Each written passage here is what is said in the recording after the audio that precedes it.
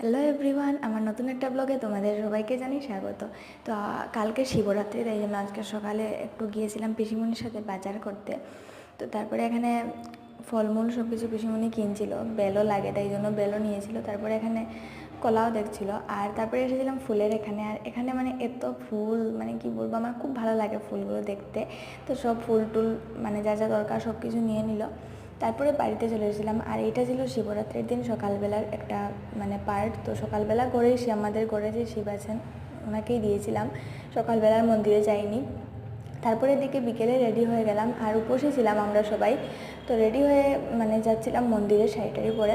তো আমি, দিদি আর পায়েল, আমার বোন, তিনজন মিলে গিয়েছিলাম। তো ফার্স্টে গিয়েছিলাম এই মন্দিরটাতে, আর এই মন্দিরটাতে এতটা লাইন ছিল যে আমরা আর এখানে থাকিনি। মানে আরেকটা মন্দির আছে যেখানে কম লাইন ছিল, তো এখানে আমরা চলে এসেছিলাম। আর এটা ছিল হনুমান মন্দির, এখানে শিবেরও পুজো হচ্ছিল।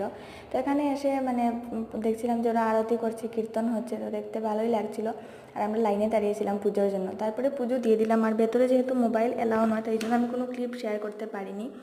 তো আমার তো দিনটা এইভাবেই কাটলো। তোমাদের কেমন